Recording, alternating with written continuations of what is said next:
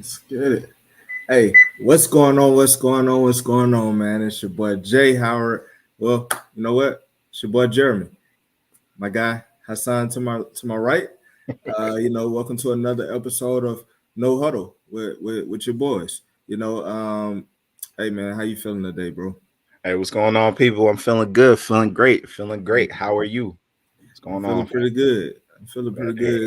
It's been a good little week, good little week. It did go a little slow, but at the end of the day, we got through it, and I think it turned out to be a good week for me. You That's know what's what I'm up. saying? Glad to hear Yeah. it. So yeah, we want to thank everybody for joining us live. No huddle. We had to go a little early today because I'm going to the last preseason game today that started at 3. So we wanted to kind of come in here a little early, still get the video to you guys. If you join us live from Facebook, YouTube, wherever you join us at, man, definitely shout yourself out. Let us know you're in the building. Don't forget to hit that subscribe button. Comment, like these videos, share these videos, man. We trying to, we need that support. So y'all definitely get that to us, every week.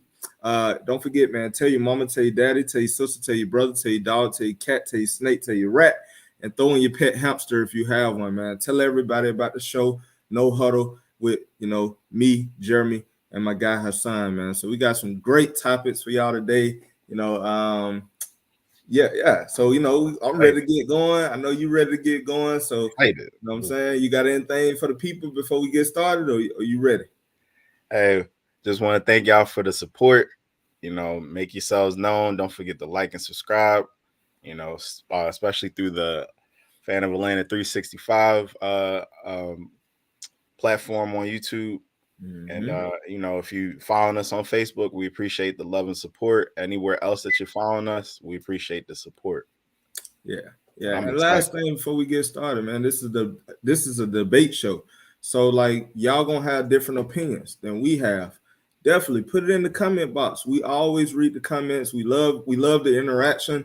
We try to keep y'all, we try to keep up with whatever comments come through. So as we're discussing these topics, you can put your opinion in there. I think today's topics are topics that kind of like, allow you to like just pick some players and also give your thoughts. You know what I'm saying? So definitely put them things in the comment box. We try to read every comment that come through. So we'll shout you out. So let us know y'all in the building, man. Interact with us. We love that. But at the same time, we're gonna go at each other. Like I said, we don't know what each other gonna say. So everything is off the top of the head. Everything is pure. You know what I'm saying? So we just coming at each other. That's all we trying to do. We trying to poke holes in each other argument, and you know what I'm saying, make our argument sound a little better. So definitely, man, y'all comment, let us know what y'all think. But we're gonna go ahead and get to the first topic. This first topic is who are the most overrated or underrated quarterbacks in the NFL right now. So I'm gonna let my guy kick it off, man. All right. Well, I appreciate you giving me the floor. We're gonna start with the overrated. I had two quarterbacks in mind, but I'm gonna go with my first mind. We're gonna go with Daniel Jones, starting quarterback for the New York Giants. So just to read out, Mr. Jones' stat sheet for last season, and mind you, he played the whole season. He was only able to muster up 2,428 passing yards, which is good for 29th out of 32 teams, and 10 interceptions to 10 touchdowns to 7 interceptions. With a QBR, if you follow that kind of thing, a 41.5 out of 100 scale. Although it's absurd to have a high QBR past 50, 60, 70. Once you're trailing in the 70s, that's like all pro, otherworldly QBR. But to considering that you're the starting quarterback and you're putting up backup numbers for an NFL offense is laughable to me. But he just constantly is getting opportunity after opportunity. If he was another type of quarterback, I don't think he would actually be in a jersey. But I also think part of it is because the Giants feel like they've invested so much in him, and they've switched head coaches and offensive coordinators over the years. So they're giving him a lot more like latitude than I think he even is worth. I've seen first round quarterbacks get traded, get cut for less. And year after year, the Giants keep bringing out Daniel Jones. Maybe because his head coach in college was Daniel Cutcliffe, and he's associated with the Manning family. And you know how the NFL views the Manning family. But my God, what more do you have to do to lose an NFL starting quarterback position? That's my overrated quarterback. Who you got? Who you got? You're overrated. So before I even go on to this rant, because this about to be a rant. Yusuka Knight, man. Yusuka Knight, man. Shout out to Yusuka, man. He always come in and he always, you know what I'm saying, supporting the channel. He said should be interesting to see what happens this season. Yeah, definitely. You know, the season right around the corner. You know, we got one more week of this is the last week of preseason, and we got a little bye week. Then it's real games. It's real games is about to start. I think what the first game is on Thursday night football. Mm-hmm. Yeah, so a good week and a half, and it's game time. You know, it's game time. These games gonna start counting for real. So you know, hey, shout out to Yusuka Knight, man. We appreciate you for joining us live, being in the building, letting us know you're in the building. You know what I'm saying? Everybody else, when y'all comment, let us know y'all in the building, whether y'all on Facebook or YouTube. So hey, y'all keep coming now. But appreciate you, Yusuka Knight. I'm gonna go ahead and take his thing off the screen. But yeah, so I get what you said about Daniel Jones. I agree. I agree that I don't think he's overrated. I think he is over. I guess he gets a lot of chances that, like you said, normally quarterbacks don't get, especially if you are a black quarterback. You're not going to get as many chances to be the starter and to also go number 2. Well, he went number 2 in the draft or something like that. Yeah, it was a high pick. High pick. Nobody saw he it was coming. Number 6 in the 2019 draft. Number 6, but nobody saw it coming. The Giants, so-called, thought they had a diamond in the rough. Right. They went for it, and I mean, the man been trash. He been trash the whole time he been in the NFL. I don't think he had one season where I was like, okay, all right, Daniel Jones. I haven't seen it yet. So, yeah, I definitely agree. When we talk about overrated, there's a guy. Oh God, that y'all probably not going to agree with, but I don't care because at the end of the day, we debating. You know what I'm saying? We debating. So if anybody want to come and debate me, I would welcome that. I would welcome that. But I'm gonna tell you who overrated, man. The most overrated quarterback. Oh man, that guy in Baltimore. That guy. I knew Jackson. Overrated, man. Overrated. So let me tell you why he's overrated. Let me tell you why. Because what I did was Jackson. I did a little homework. Hold on, before I get going. Yusuka Knight, he said the Giants haven't been the same since Eli left. Oh yeah. I mean, come on, man. We already know that. You know, I think the Giants missed out on several opportunities to bring in a franchise quarterback. But you know, I digress on that. That's why the Giants. I feel like the Giants. They are a poorly ran organization, but at the same time, because they always have great defenses and they have had a good pass and a good history, I think that a lot of times they get by with that. But and it's New York, you know what I'm saying? New York is like the spot for the Giants. The Giants is the bigger team there. You know, you got the Jets and Buffalo, but Buffalo wasn't always popular how they are now. And then the Jets just always been like the little brother to the Giants. So. But yeah, definitely, man. Giants ain't been the same since Eli left, man. Indeed. But yeah, so Lamar Jackson. Let's get back to Lamar Jackson. So what I did was I took some time. I went back and I kind of watched a few highlights and watched some, highlights of the playoffs that he done been in. He been in 3 playoff games, and all of them, I just didn't see anything. I did see something in the last playoff game. I want to say they were playing the Colts. It was the Tennessee Titans. And he took that game over and he actually won that game, and then they got to the second round. You saw what happened. But let's just look at this man's stats. Now, he did have that one MVP season, 2019. He did have an MVP season. And I'm looking at the stats in 2019. 3,127 passing yards. Pretty good for his, I guess, for his standards. 36 touchdowns. That's pretty good. 36 touchdowns, 6 interceptions. Yeah. I think he went over 1,000 yards, 1,200 yards in rushing. So I think that's why he got the MVP, because of course he had a balance with the passing, the touchdowns, and the running ability. But then we look at all we look at all the other years. I mean, come on, man, like barely getting over 2,000 yards every season. I think his rookie season, which he didn't play because I think he was behind Joe Flacco. So he only got like 1,000 some yards, but the seasons where he have actually played, I haven't seen much. 2019, the MVP season, they went into the playoffs 14-2, had the number 1 seed, right? Went to the divisional round, playoffs, lost to the Tennessee Titans 28-12. So I took some time. Let me go watch this game. Let me see what Lamar Jackson did. Was it his fault? Were they just overmatched? No, he had plenty of time. He had plenty of opportunities. That defense shut the Tennessee Titans offense down, kept holding them down to a field goal. Every time Lamar Jackson get the ball, it's either he getting sacked. He could have threw 2 picks. He only threw 1. No, he threw 2 picks that game. Should have been 3. Fumbled a couple times, but was able to get the ball back.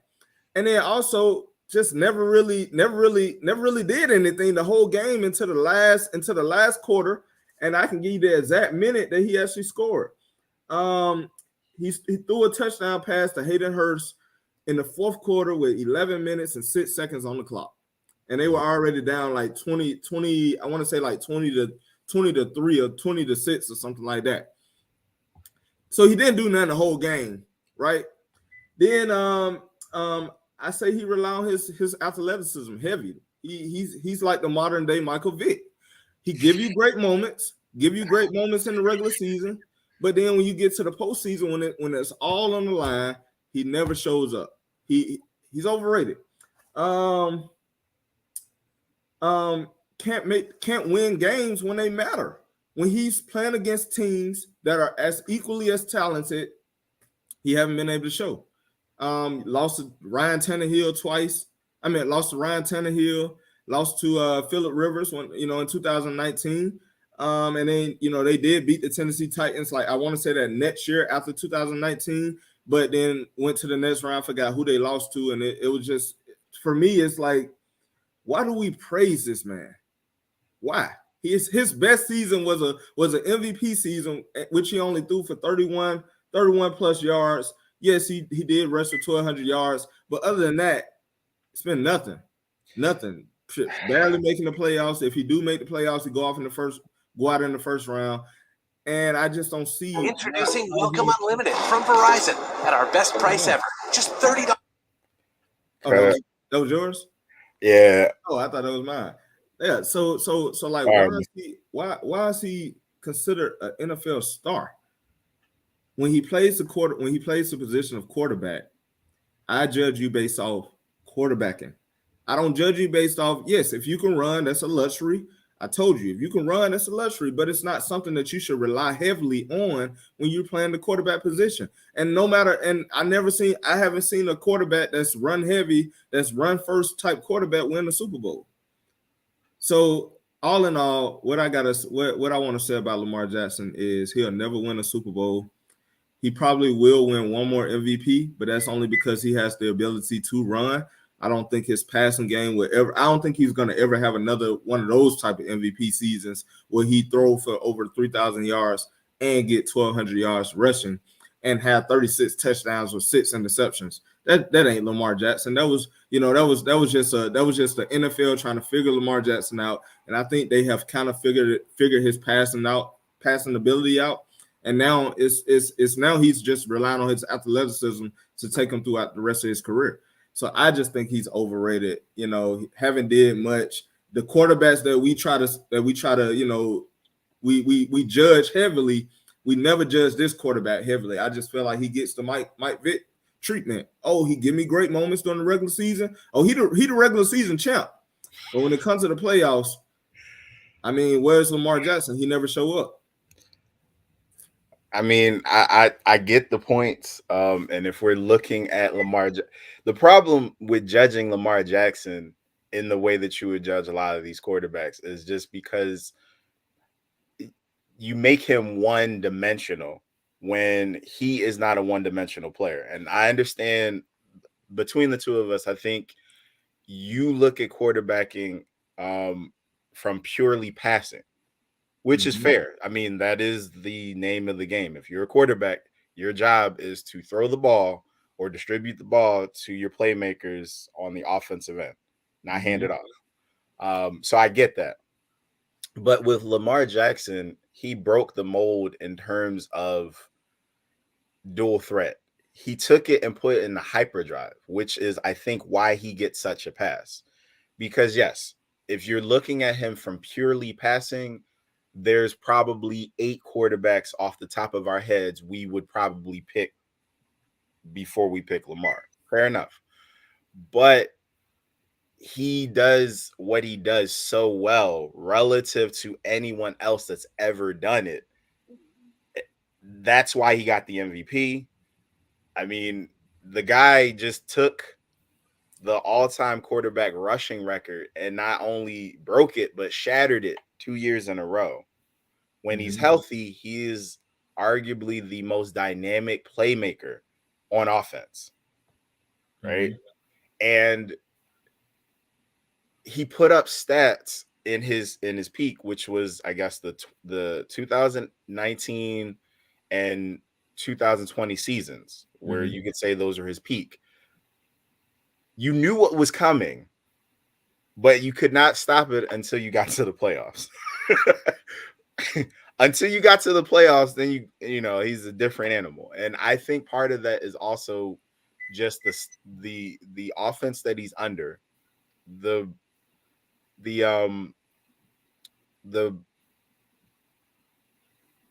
Baltimore Ravens are not known for being an offensive guru franchise. You can go all the way back to the Ray Lewis years with how they run their offenses. It's always run Trent Dilfer. It's always run first. They almost always had a major running threat and solid defense, and they're well coached. That's been their calling card since 1996. So I don't expect them to change much, which is why a Lamar Jackson works for what they do. This time, they don't have a marquee running back. They don't have top tier defenses in terms of playmakers, top to bottom, that are consistently healthy and consistently producing. But what they do have is Lamar Jackson. And offensively, they tailor the entire offense around him, and they're still among the league leaders in rushing, in total offense, points per game, and things like that, outside of last year, which I believe was more of an anomaly. Because not only was he, meaning Lamar Jackson, injured for good portions of the season, key players like Marcus Peters and their entire DBs were all injured for major parts of the season. You can't win sustainably when your top players are not on the field. So I say all this to say, while I understand the reason for picking Lamar Jackson as the most overrated, unfortunately, he's getting a bad rap because he's getting charged with the entire team success. Where some of these other quarterbacks, like, for example, Aaron Rodgers hasn't really shown much outside of 2009 when he won the Super Bowl. Note, I didn't say 2019. I said 2009. Yeah. The 3-time MVP has only won the Super Bowl once. And they lose. They lose to teams they're not supposed to lose to. They lose to teams when they have the number 1 seed. Not once, not twice. We're talking about multiple years where Aaron Rodgers has had a 13-3 record, or a 12-4 record. They're among the number 1 seeds. In fact, I want to say 2 seasons ago they were the number 1 overall seed. He puts up stats. He gives you the quarterback metrics. Mm-hmm. What do they have to show for it? Yeah. 1 Super Bowl and 3 NFL MVPs in a 12, 13-year span. So I get it, but I think that's a little harsh. But Aaron Rodgers gets the, oh well, he doesn't play defense, and they other players need to step up, and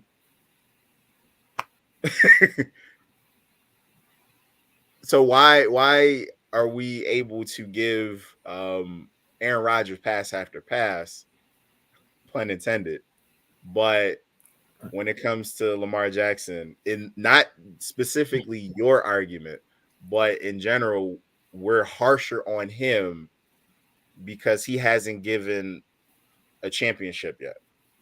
Well, it ain't even about a championship. It's about win a playoff game. Like win playoff games.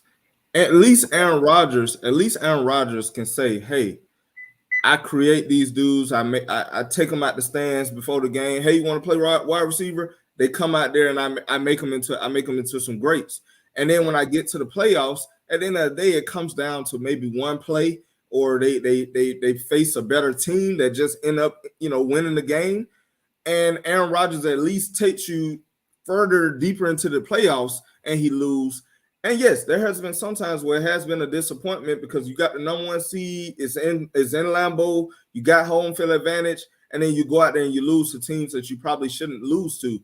But Lamar Jackson has, every time he has been, they're the team that everybody is expecting to come out the AFC, and it's like first round, or if you do have the best record with an MVP season, you don't even make it past the divisional round. It's like, when are you gonna take your team deep into the playoffs? Not to a Super Bowl, because we all know it's hard to win a Super Bowl. But when are you gonna take your team deep into the playoffs and actually take your team? Don't rely on defense to take you there. Don't rely on everybody else. Like, when are you gonna step up and be that man that can make that pass in the key moment? I seen Aaron Rodgers make them passes in the key moments. I seen that plenty of times. I haven't seen it from Lamar. When I went back and watched that highlights from his first and his second playoff game, he never made a play. He never made a play into the end. When pretty much the game is already won, then you want to make a play. I need to see you put up consistent numbers in the playoffs and not just be a regular season champion. Because that's all, and really, are you a regular season champion? Because you had that one MVP season, but other than that, it's been pretty much you ink your way into the playoffs, and then you go out there and you don't do anything as a quarterback. Not the team, because the defense stepped up. Defense give you plenty of opportunities. You never put a point on the board. You can't even get your team in field goal range at least. Like, that's what's concerning to me. And also, I've never seen you develop that. Like, I understand you're two-dimensional. That's great. But when you rely so heavily on your athleticism, yes, Aaron Rodgers can run. Russell Wilson, Autumn, they can run, but at the same time, they can also sit in that pocket and make the key throws when the game is when they need to make that pass. I have seen them do it time in and time out. Yes, they haven't equated to winning the ultimate game, but at the same time, at least I have seen it consistently where they made it into the playoffs and they made it deep into the playoffs. I have yet to see that from Lamar Jackson. He just hyped up, man. He hyped up, and then when the playoffs get going, teams start figuring out what you're doing. Then you see what happens. He never shows up in those big moments. And as a quarterback, we all remember, what did you do in those big moments. We don't remember what you did in the regular season. We care about what did you do in the big moments in the playoffs. And I have never seen it yet. I haven't seen it. Fair enough. So I guess for me,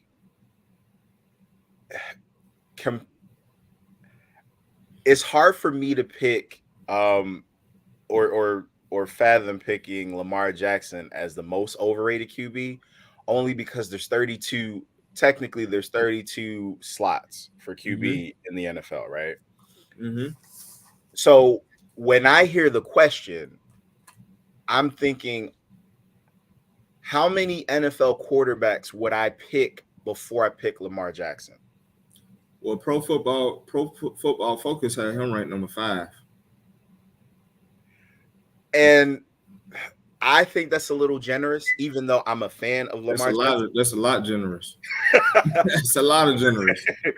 But like at the same time, too, I can think of off the top of my head 10 NFL starting quarterbacks that I wouldn't, even on my worst day, pick before Lamar Jackson. And if I can do that, for me, if I can tell you, okay, at least a third of the league's quarterbacks who start, I'm not even dreaming of picking them before I pick Lamar Jackson. I can, in good faith, consider him to be most overrated. Now, Daniel Jones is a short list of quarterbacks that I would pick Daniel Jones over. Yeah, but when I think of overrated, it's people praise you, people say you're an NFL superstar. I don't think nobody really says that Daniel Jones is a superstar, or nobody ever looks at him as like a franchise quarterback. I think the New York Giants, they have spent so much capital on him that they have to at least give him a chance to prove that either you're the guy or not. And I think this year is his last year to prove that, because when you draft a guy number 6 overall, you pretty much stuck with him. And I think it was more of like the Giants were stuck with him, instead of saying that he's overrated. When you're overrated, that means people are seeping praise on you for really doing not much of anything, but because you're popular, or because they like you, because you have the swagger, because you can get on the flashy moments. I think a lot of times that goes over, that allows people to be considered the greats at that time. Like Michael Vick, for instance. Michael Vick never went over, pretty much he barely went over 2,000 yards the whole time he was in Atlanta. His first 6 years in Atlanta, I mean, he in his whole career, he only put up 22,000 passing yards. Like, bro, in a whole 16-year career. Now, granted, I do know you lost 2 years at least of your prime, but at the same time, you had your best years in Philadelphia, and you only went over 3,000 yards. If Matt Ryan did that, if Matt Ryan had a 2,000-yard season where he barely went over 100 yards, he would be considered the worst quarterback of all time. But because he's Michael Vick, he has always gotten that praise from a quarterback. They don't say, okay, he was a great running athlete or whatever like that. They always say, oh, he was a great quarterback. He was the greatest quarterback in the Atlanta Falcons history. How? He didn't do anything that was quarterback related. Only thing he did was he did a lot of rushing, but it also equated to no MVPs, one winning season, two playoff bursts, and he lost each one of them. Never won a playoffs. Like what did he do in Atlanta that was just so great? That why do we praise him? Yes, I do. I was a fan of Michael Vick. He was a great player when it comes to like athleticism. I went to games and I witnessed this man do some unbelievable things with his legs. But I never seen that same thing with the arm. When you're playing quarterback, we got to judge you based off the position that you play. And when you play quarterback, the first thing is the passing ability. Also, if you can run, that's a luxury, but you shouldn't rely so heavily on it if you're never going to work on the passing part. And I feel like Lamar Jackson have been able to get away with his athleticism, with his ability to have the speed and to make dudes look silly. But then in the playoffs, when it all comes down to it, it never gets you anywhere. It just gets you another season of disappointment every year. I still think you're judging the man too harsh. Mainly, I mean, if he was with a team like the Indianapolis Colts, or a team that's historically known, or even maybe like the Denver Broncos, a team that is historically known for having passing quarterbacks and offenses that are centered around, essentially centered around pro-style offenses, then okay, all right, fine. And he's not putting up the numbers. But that's not who he's drafted by. And I understand that was by design, because again, he was the type of player that fit what the Baltimore Ravens historically like to do. And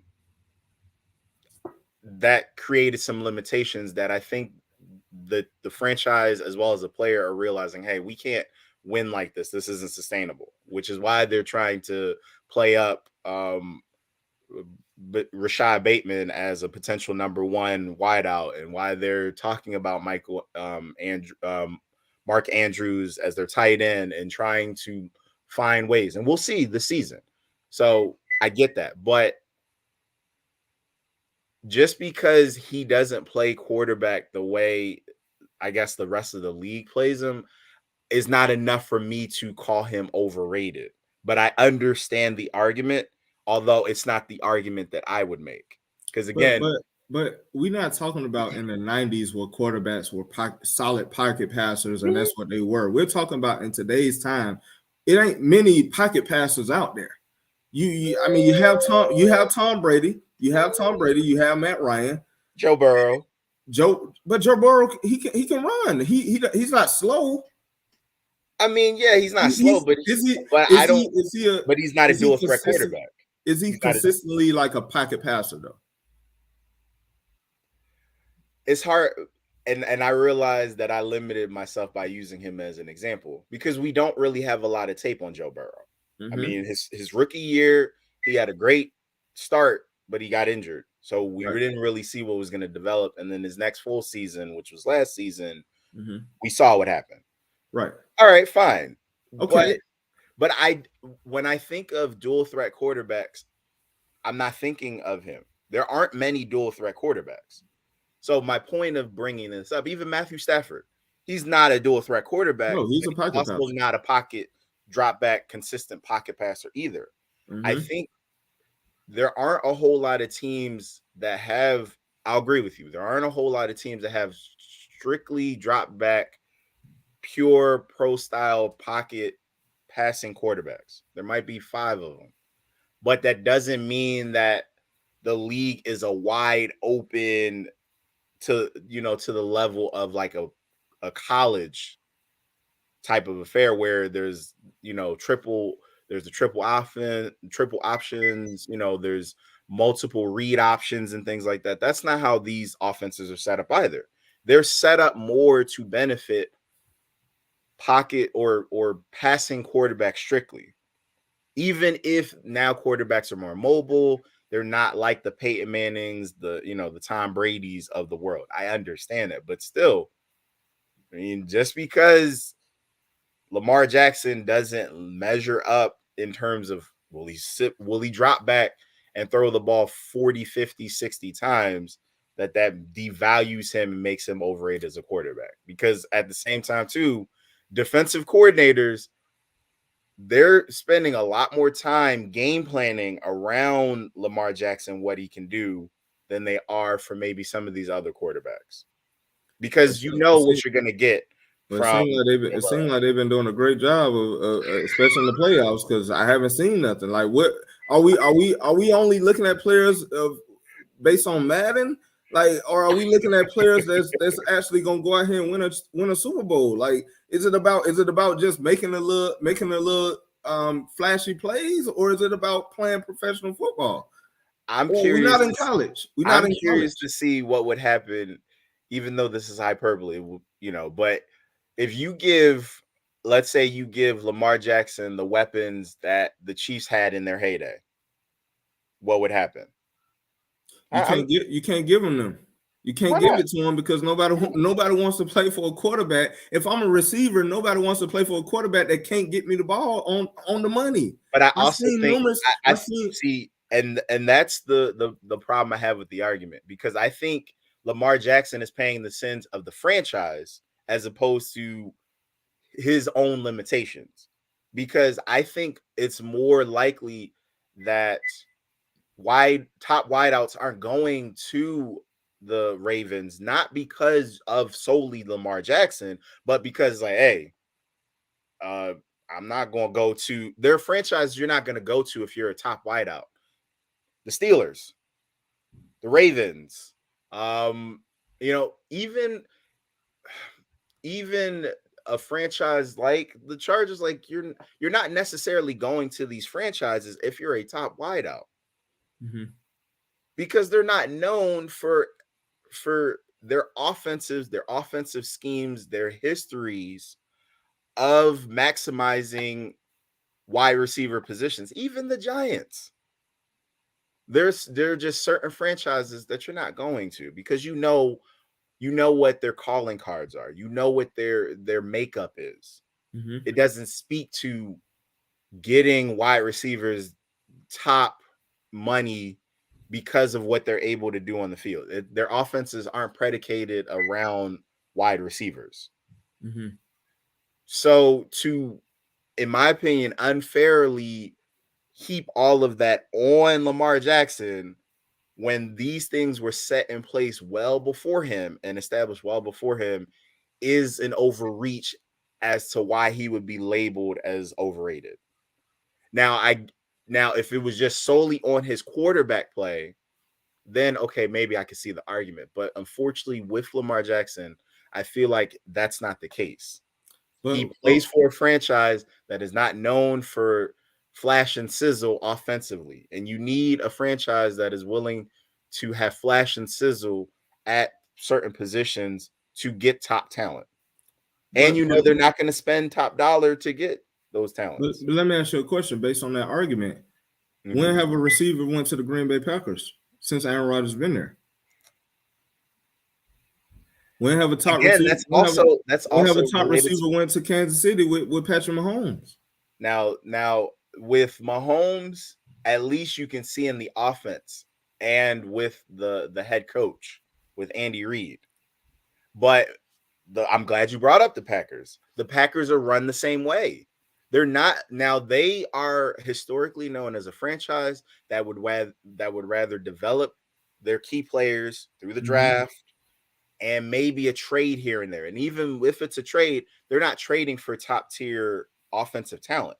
They're almost always going to trade for or sign a top tier defensive player, a solid lineman, but they're not going offense skill position. They're not. Historically speaking, even if you go back down to the Brett Favre days, they were never about that. Their top receivers were either developed through the draft, or they might have taken a flyer on a guy in the offseason, sign him through free agency, and then he develops and becomes somewhat of a star. So that's not fair to use as a comparison either, because that's not how that franchise is run either. Okay, but what about my squad? What about my squad? The Falcons? Yes. When have a top receiver went to the Falcons?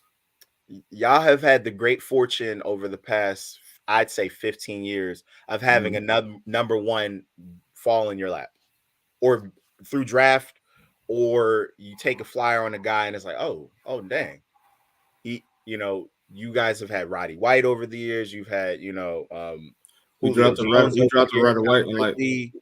Roddy White in like the 6th round. That's what I'm saying. So I'm saying that you guys are a fortunate franchise to have consistently had homegrown talent and keep them, because some of these receivers you could argue were at the top of their position in their heyday, in their peak.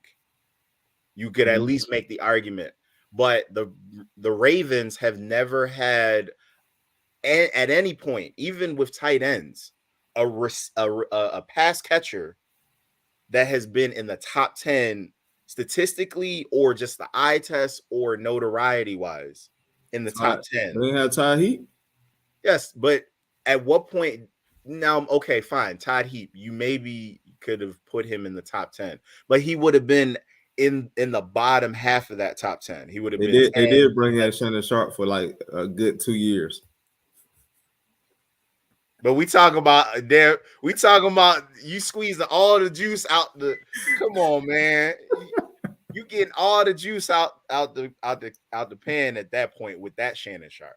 Yes, I'm just saying, like, for me, when I watched that playoff game, anytime he tried to make a throw that was in a tight window, he couldn't make the throw. Either it almost got pit, or it got pit, or he threw it too high and the receiver couldn't catch it. But when the receiver is like wide open and he can make those throws, but when it comes to making those key throws, I'm not saying that you got to go out here. I know that you're not a quarterback that's going to go out there and put up 4,000, 5,000 yards. But when it all matters, can you make that throw? he have yet to show me that he can make those key throws. He only makes the throws when the guy got to be wide open for him to make the throw. It's never like in a tight window. It's always got to be either he threw it deep as far as he could throw it and the dude just ran up under it and got it, or it has to be a quick slant and the dude just beat his man and he got him. But when it comes to like making those NFL throws, I haven't seen it yet. I seen Aaron Rodgers do it with no top talent. I seen him do it. Not with Devontae Adams. I seen him do it with Valdez Scantling and St. Brown. I seen him do it with those guys. I seen Tom Brady do it with Oompa Loompas, without Randy Moss, without the Rob Gronkowski. I seen him do it. I seen Matt Ryan do it plenty of times. Make the key throws in the key moments.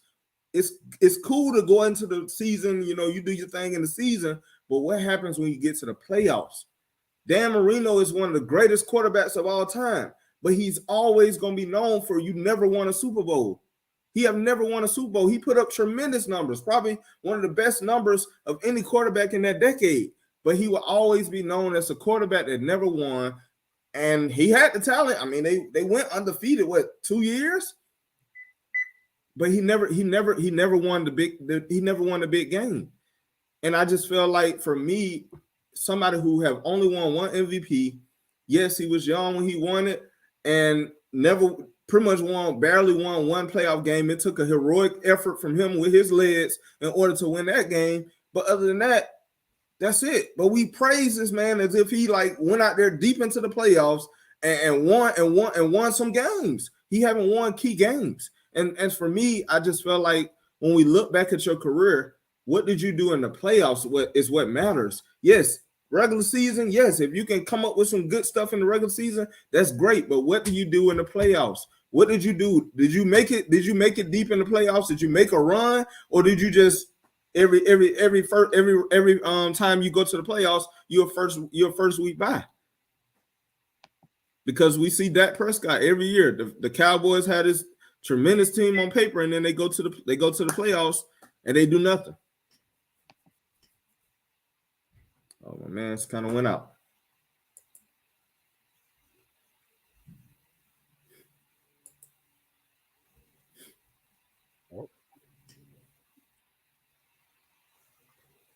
Y'all bear with us. We're having technical difficulties right now. I think even StreamYard mad that I said Lamar Jackson. Shout out to Yusuka, man. You definitely been in here commenting. He said interesting pick. Exactly. Yep. And he said they would have called Matt Ryan a bust. Yeah, definitely. They would have called this man a bust. If Matt Ryan threw for 2,000 yards, put up numbers like Michael Vick with the passing game, they would have called the man a bust. He did great things, and they still say, "Oh man, he sucked." He come on, man. Matt Ryan gave you the best years of your life if you're a Falcon fan, but they never want to recognize. They never want to see that.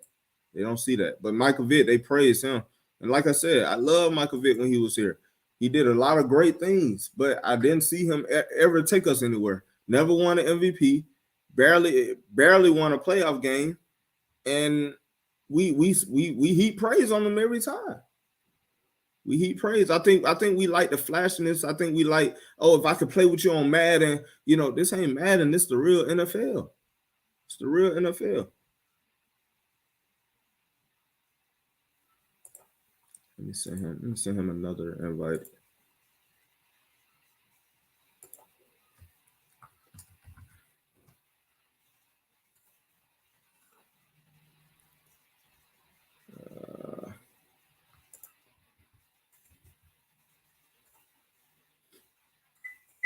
See if my man can come back in.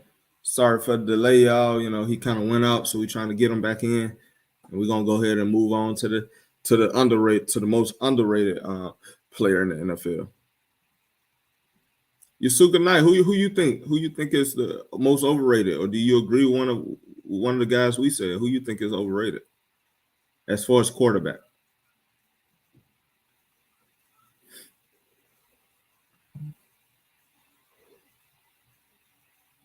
Okay, he said he restarted his tablet, so we're gonna give him a little time.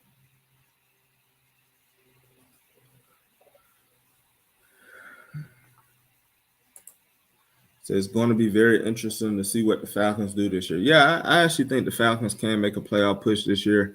I love the moves that the Falcons have made. If you're a football fan, you're going to love the moves. If you're a casual fan and you just only care about the stars and all that good stuff, the star power, you're probably not going to enjoy watching this team. But I think this team is going to be pretty good this year. I think they brought in some guys that fit what Arthur Smith and Dean Pease wants to do.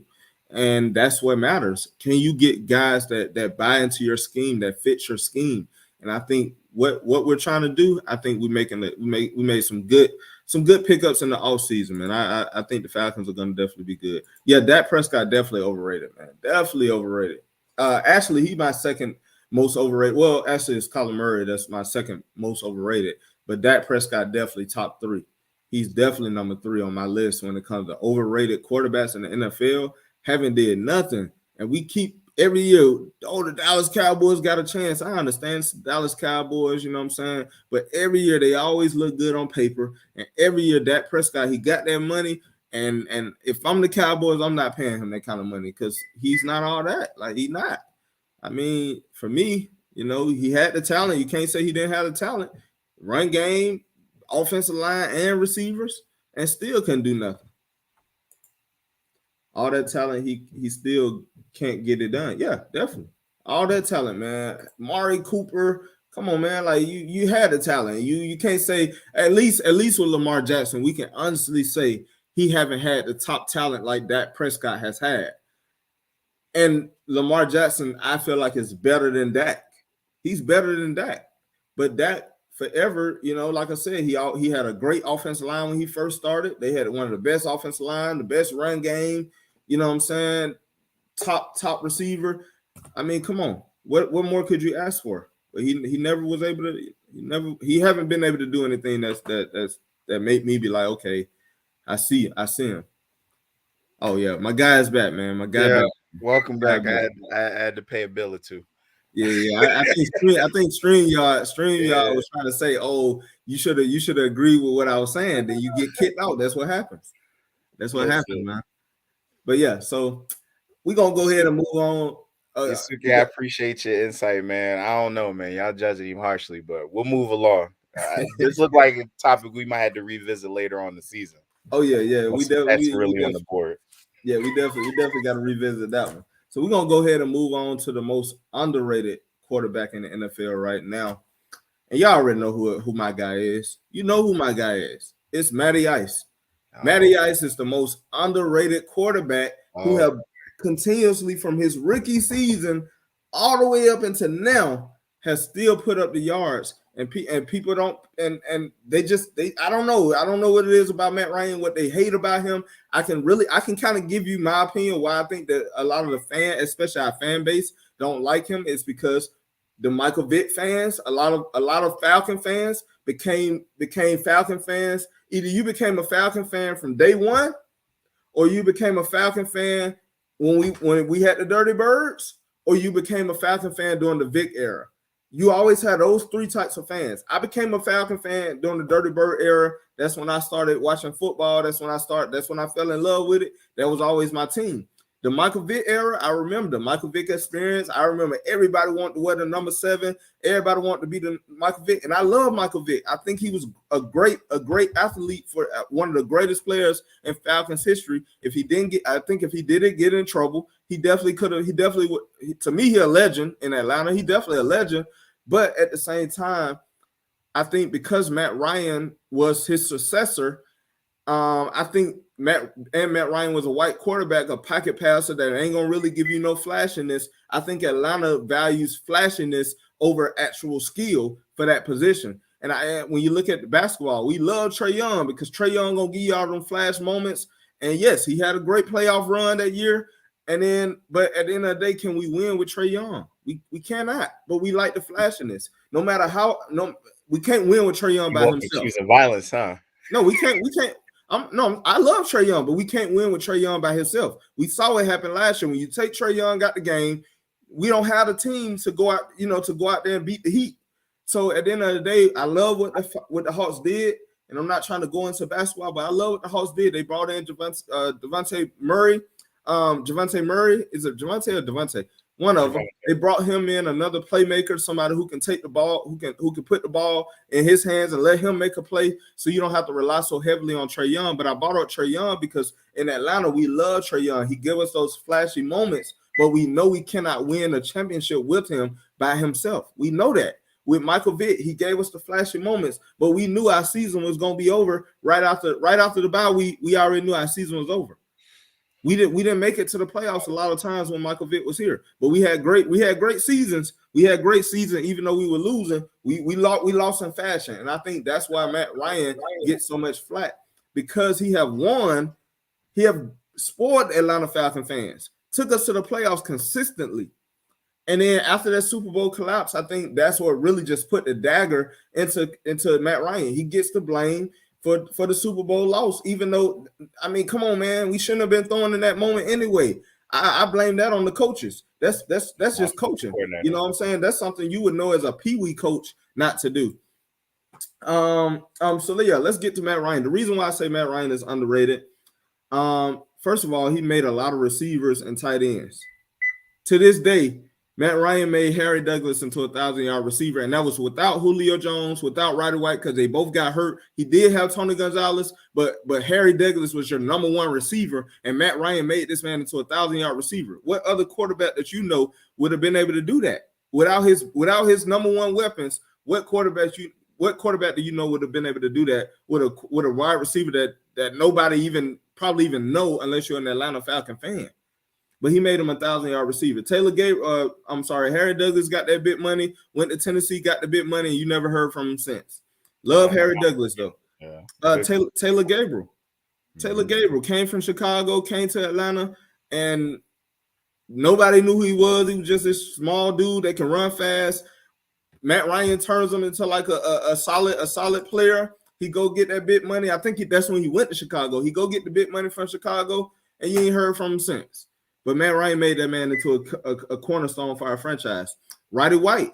Roddy White was drafted late in the draft. Nobody expected Roddy White to be what he became. He played with Michael Vick.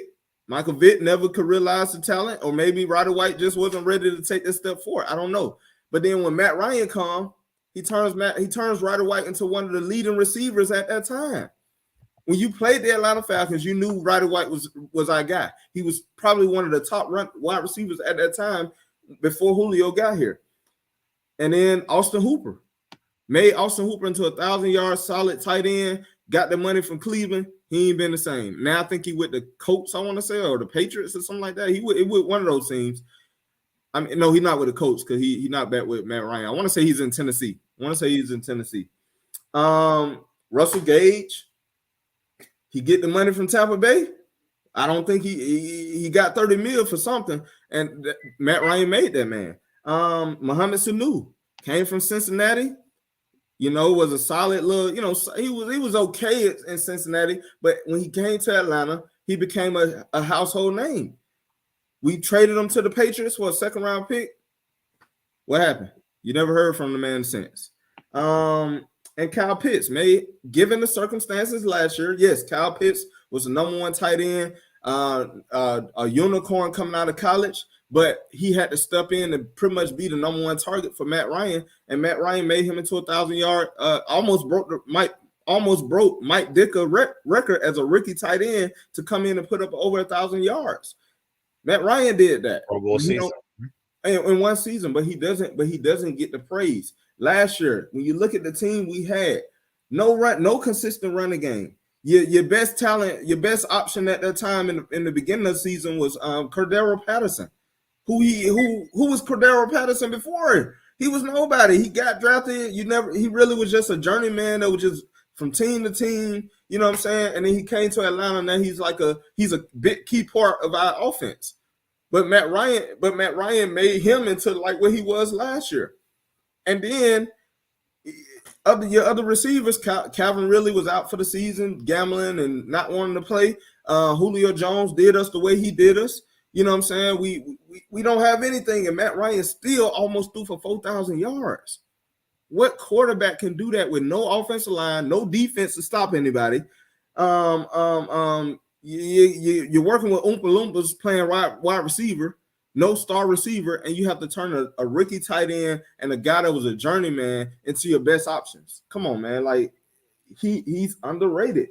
I'm not mad at the pick. I'm not mad at the pick. Yeah, and then now he's going to a team, in my opinion, that's going to be better suited for him.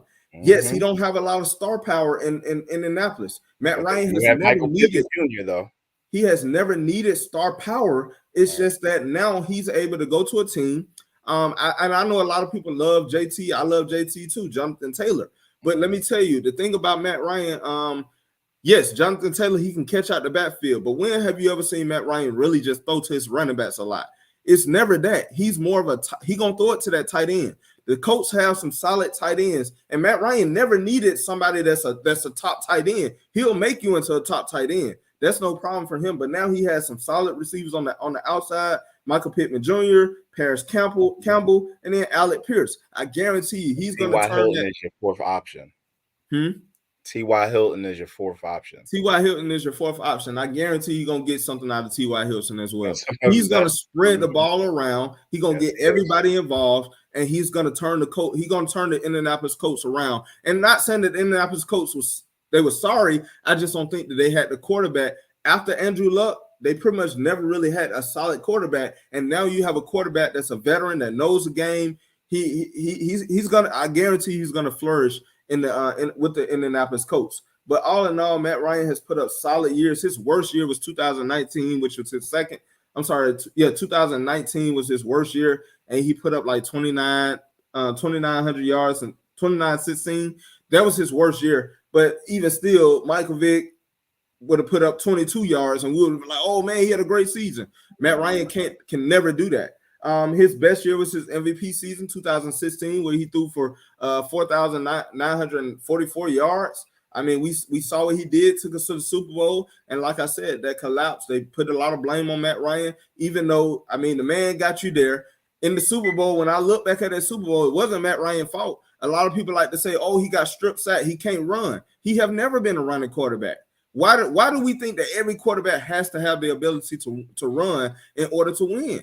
And Matt Ryan Matt Ryan has been pretty solid in the run game. When you look at, if you actually watch his games, you will never see Matt Ryan. Yeah, he never gonna give you the flashy running plays, but when he need to get out the pocket, there has been plenty of times, especially last year, where I seen Matt Ryan take a hit and still get the first down because he know he needed it. And so for me, Matt Ryan has given us the best years of our life as a Falcon fan, but we never give him the praise that he deserves. To me, he's the greatest Falcon of all time. And I know we done had some greats, Deion Sanders, but at the same time, Deion only played for 6 years in Atlanta, and we never really equated to winning. Not saying that that's his fault because he did his part, but at the same time, Matt Ryan has taken you to a Super Bowl, won an MVP. No Falcon in history have ever won an MVP. No Falcon in history have ever won Rookie of the Year. No Falcon in history have ever put up the yardage that Matt Ryan has put up and still was able to last that long. If he sucked that bad, then the Falcons should have been got rid of him. But at the same time, he spoiled the Atlanta Falcons because we was going to the playoffs every year. And then he finally took you to a Super Bowl. Probably should have took you to 2 if we didn't get cheated against the San Francisco 49ers when they end up playing the Baltimore Ravens when they held Roddy White. Probably would have took us to 2 Super Bowls. But, I digress on that. He only the greatest quarterback in franchise history. Probably the greatest player in franchise history to me. And definitely a sure Hall of Famer. Yeah, I'm not mad at the pick at all. And I do feel like he gets a lion's share of the blame and not enough credit. And what people don't realize or remember, you got to remember where he was drafted and what the franchise looked like when he was drafted. Yes. Yes. I mean, you and I, we're students of the game, and we remember where the Falcons were when they drafted him and what he created for them offensively and then what they were able to do. He was like a Peyton Manning light. Yes. In his peak. Yes. Where they could kind of go bargain shopping on offense, but then splurge on defense because you at the quarterback position, you knew you were solid, more than solid. You knew you were good to go. You didn't need to have a quarterback competition. You didn't need to bring in a key backup, even though you fortunately had some key backups. So when he would get injured and have to sit out a game or two or maybe 3, you got somebody who could steer the ship until he got back. Yep. So I'm a big Matt Ryan fan, so I'm not mad at the pick. Right. Let me address this comment by you, Suka Knight. He saved the Falcons franchise. You can really say that because after that, Vick, you got to think at that time when Vick got in trouble, we went through that. We went through that moment, and then you had Bobby Petrino to do us the way he did us, and then you had a lot of years where we working with Joey Harrington, DJ Shockley, Brian Leftwich as our quarterbacks, bro. Like we didn't have anything. And then Matt Ryan came his rookie season. Nobody saw him going number 3 overall. Everybody just knew Glenn Dorsey was going to be that guy. And we ended up picking Matt Ryan over Glenn Dorsey. And when we made that pick, my dad was like, "Man, why we didn't get Glenn Dorsey?" And I was like, "I like Matt Ryan. Like I like that. I like him as a quarterback. Didn't really see him a lot at Boston College, but I knew that I thought he was going to be the franchise quarterback. And from his day one, his first pass in the NFL was a touchdown pass, and his last pass as a Falcon was a touchdown pass. Come on, man. You come on, get this man his props. In that 2008 draft, he was the first quarterback taken. But think about the quarterbacks who he was taking over. Joe Flacco. He was taking over Joe Flacco, Chad Henne. Like I think Joe Flacco get a lot of praise because he did win that Super Bowl, and Joe Flacco is real. He's good in the playoffs. I'm not gonna lie, Joe Flacco is good in the playoffs. Now, regular season, that's not his thing. No, they call him Playoff Joe for a reason. But he did win that Super Bowl, given that he had the defense. But I digress on that. But at the same time, I have to respect Joe Flacco. But when you look at the career, nobody's saying that Joe Flacco is a potential Hall of Famer. No. But you can arguably make the case that Matt Ryan, given the circumstances and also given that he never won a Super Bowl, he still, to me, is a sure Hall of Famer. But to others, he may be able to get in there one day. To me, I think he's a sure Hall of Famer because when you look at his numbers compared to the greats, he right behind Dan Marino. He stacks up to almost all of the greats outside of winning a Super Bowl. That's the only thing on his resume that he hasn't accomplished. And even with that, he still made it to a Super Bowl and was a key reason why they made it. What's the reason? MVP. He was the reason. You know what I'm saying? Yes, I understand. We had Julio. We had Devontae Freeman running out the backfield and with a mixture of Tevin Coleman. You had I forgot who we had at tight end. I want to say it was Austin Hooper, but Matt Ryan made him. And the defense stepped up. But at the same time, Matt Ryan got you there. That wasn't the Tony Gonzalez era? No, that wasn't. Tony Gonzalez never made it with us. Okay. He retired the year before. He retired the year before. Right. But like for me, man, like yes, I definitely agree, man. Yusuka Knight, he saved this franchise. Like now, this franchise have consistently had winning seasons. Ever since Matt Ryan came respectable franchise. Exactly, we're like yes, we're not on the like when we go into the seasons. A lot of times we under the radar. Nobody expects us to win the Super Bowl, but at the same time, during Matt Ryan heyday, they expected us to at least be in the playoffs. And so for me, come on, man, we never had that before. You know what's funny? Even though he put up better stats, I would make the argument that what Matt Ryan did for the Falcons is high key what Donovan McNabb did for the Eagles. Mm-hmm. Because Matt Ryan was picked 3rd overall. Yep. McNabb was picked 2nd overall. Wasn't the sexy pick. Right. Wasn't the sexy pick. People actually didn't understand it. They didn't like the pick. But all they did was consistently create a playoff, high caliber, championship contending franchise at their peaks. Yes. But the crazy thing with Matt Ryan is just eyeballing it, he put up 20,000 more passing yards than McNabb. Yes. Matt Ryan is still playing. And he's still playing at a high level. He's at 6. He's approaching 60,000 career passing yards. Mm-hmm. Come on, man. Mhm. I'm not mad at the pick. Yeah. I'm not Last point. Mike Vick had he had 21,000 yards in his whole career. Matt Ryan had 22 in his first 6 years in Atlanta. exactly. And So I agree with you, Yusuke. Yeah, he's definitely going to be a Hall of Famer. I think when the dust settles, even with what he's done just with the Falcons is enough to get him to the Hall of Fame. now he won a Super Bowl. I think you gotta say first. Oh no, ballot. you He won a absolutely Super Bowl. He first ballot. Yeah, absolutely. He first ballot. He would be in the same category as Matthew Stafford. Yes. Like if Matthew Stafford retired today because of the Super Bowl championship, yeah, he's a first ballot Hall of Famer. Right. Same with Matt Ryan. If somehow Matt Ryan is able to win a Super Bowl within the next couple seasons and he retires, yeah, first ballot. Because what Matt Ryan has over Matthew Stafford is MVP, and what Matthew Stafford have over Matt Ryan is the Super Bowl. So if you give them both, if you give Matthew Stafford an MVP and you give Matt Ryan a Super Bowl, I think they both solid first ballot Hall of Famers. I agree. And then you also got to look at the time that they was competing. What quarterback were they competing against? Exactly. Tom Brady, Peyton Manning, like Ben Roethlisberger, Eli Manning, Drew Brees, Phillip Rivers, Drew Brees. Like he's competing against solid quarterbacks and still putting up numbers just Russell like Wilson. Them. Yeah. So to me that speaks volumes to me. But I'm just a Matt Ryan fan. That's all it is.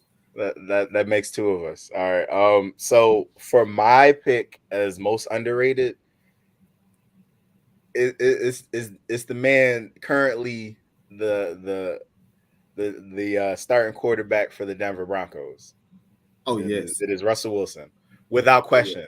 Yes. And the crazy part about it is he gets blamed for things that aren't his fault.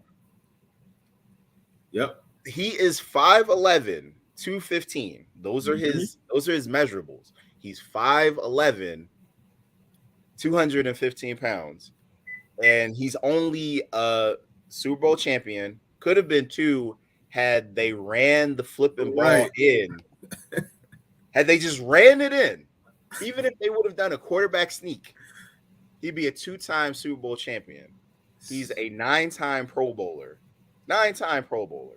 Mm-hmm. And he's been in the league since, he's been in the league since, I want to say 2012. Yep. So he's been in the league since 2012. All he's done is put up almost 40,000 passing yards and almost 300 touchdowns to 87 interceptions. Yep.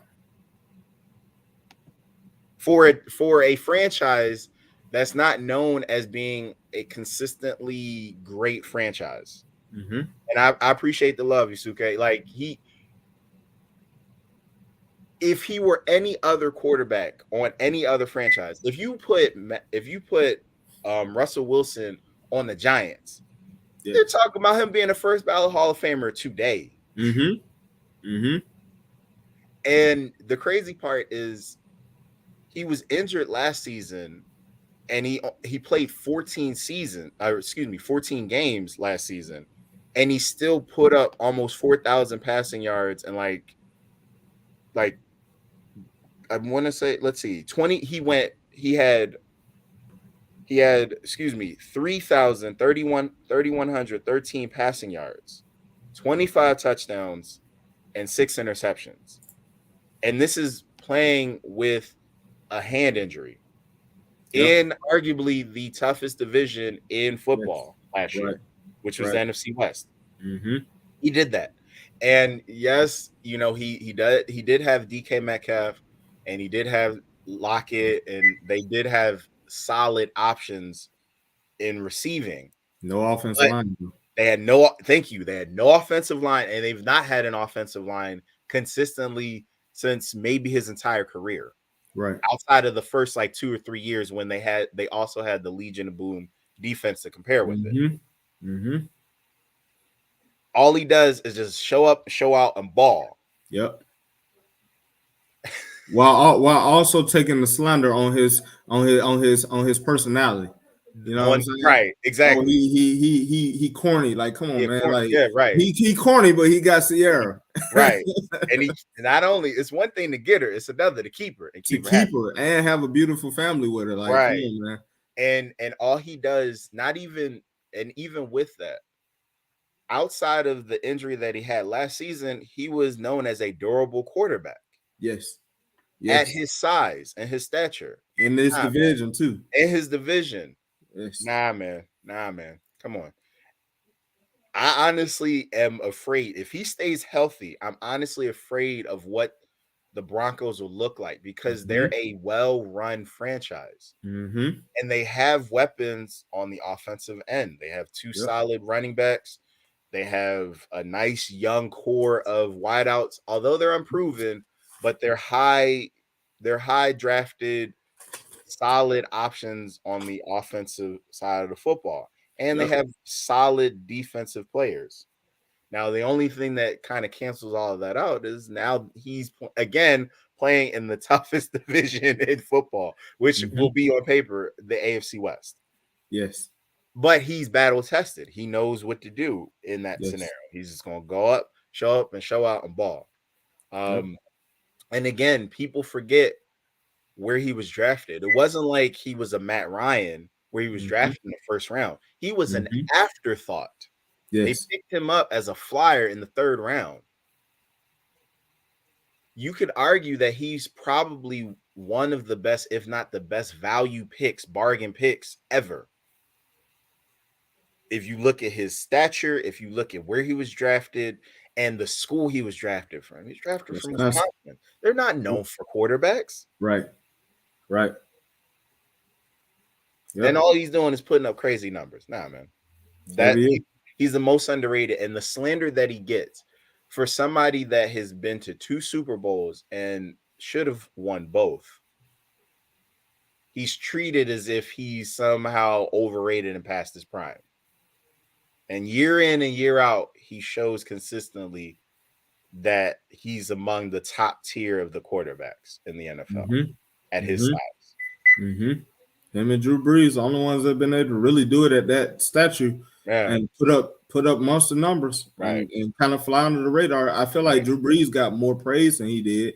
Absolutely. Because Drew Brees was putting up like 5,000 yards a season. And rightfully so. So. But at the same time, Russell Wilson always been under the radar. But like I said, competed against top talent at his position year in and year out. Not to mention the fact that he also went to a team that the offense was never the focal point. Yes. Right. And when he started to become the focal point, they wanted to get him out. Name a quarterback at his stature in terms of stats and success that you would constantly hear these whispers and rumors of trades. Right. In his peak. Right. Now, the only other quarterback I could think of, and that's an anomaly, maybe Aaron Rodgers, maybe.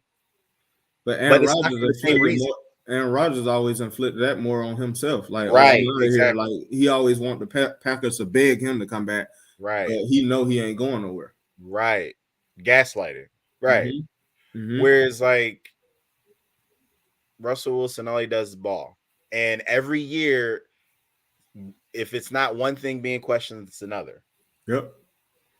There were the rumors that came out that he was the reason to break up those top teams for the Seahawks. Right. And that he didn't have chemistry or he didn't have a great rapport with his head coach and all these other things. And Pete Carroll having a power dynamic. Yeah. Yeah. Watch him in Denver this year. He gonna ball out. I'm telling people now. You hear it first. He stay healthy. He gonna ball out. Yes. He gonna easily put up 5,000 yards, and y'all gonna look like, where does this come from? And I'm gonna just be like, well, told you. Yep. That's a solid pick. That's a solid pick. So we're gonna go ahead and take a little break real fast. Thank everybody for tuning in. Yusuka night. Man, appreciate you for how you say it, Yusuke? No, but I'm gonna guess that you're right because you have more rapport with I never talked to him. I feel like I always get his name wrong and he You don't never tell me. Hey, Yasuka, who am I pronouncing it right? Like, Is it I don't Yasuka wanna, or Yasuke? And let us know, man. let us know, man. I don't Because want to keep pronouncing your name wrong, man. yeah, names are important. Right. But yeah, so we just want to thank everybody for joining us, man. Catch us live every Saturday. Normally we go at 1:00, but today we went a little early just because I'm going to the Falcon game at 3, and I want to make sure I'm on time. So we didn't want to start too late. And so, like I said, we want to thank y'all for joining us. But like I said, continue to join us live every Saturday. Catch us on YouTube, Facebook, even Twitter. And we're gonna keep giving y'all this good content. Definitely keep chiming in like y'all doing, man. We like to interact. We like when y'all comment. We like when y'all share. We like when y'all like the videos, and we like when y'all subscribe to the channel because it helps us. It helps us get better. So definitely keep doing that, man. It's No Huddle with your boy Jay Howard, Jeramy, and my guy Hassan. What's going on? If I feel that I'm right, it's okay to shout that out in the comments too. It's all right. Yeah, it's okay. Let him know that I'm right. It's okay, even though it probably never happened. But it's okay. I hope that one day he win a battle. Hopefully one day he win one. But I'm gonna keep getting stacking these dubs up for y'all. Giving y'all this good knowledge that I have. No such thing as more victories, Chief. Yasuka Knight said no problem, man. We still want to get your name right, so just let us know, man. Let us know, let me know how to pronounce it. Like at least just put it in the syllables. You know what I'm saying? Like put it like that, like make it simple for me, so I can pronounce it right. But yeah. So yeah, definitely, man. Y'all definitely keep tuning in. Subscribe to Fan of Atlanta 365. Keep catching these videos live, man. We got Uncle and Nephew going live the first week of the season. So y'all definitely catch us live every Friday. Right now we don't have a time, but we're gonna get the time going. But definitely tune in every Saturday. Catch No Huddle with Jeramy Hassan. We're gonna keep giving y'all these debates, man. And if y'all got some topics that y'all want to see us debate, let us know in the comment box. We'll definitely debate them. You know what I'm saying? If anybody want to come on, let us know. Hit us up in the DMs. You know what I'm saying? Just find a way to get in contact with us, and we'll get you on the show as well. So we welcome anybody to come and debate us because it's not easy to debate. You know what I'm saying? Everybody got an opinion, but at the same time, can you articulate that opinion, to the public, to the masses? But yeah, so we definitely thank y'all, man. So hey, before we get going, you got anything, bro?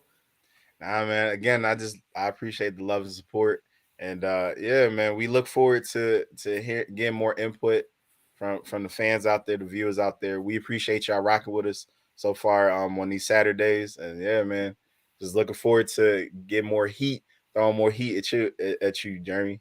Yeah, I'm looking to knock it out the park like I always do. Grand slam every time. Dreams are what they are. It is what it is. But yeah, so we're gonna go ahead and switch over to the next topic.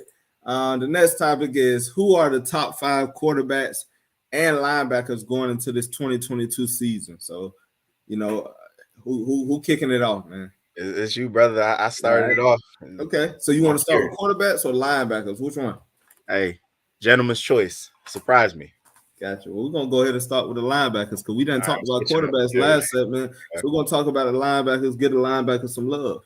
So I'm gonna start off with my number 5, which I feel like going into the season, he had a pretty good season last year, and I think because they didn't really have, they didn't really make the playoff push. I think a lot of times they kind of go under the radar, but I actually like this team, every year. And I got to go with Eric Kendricks, man, from the Minnesota Vikings.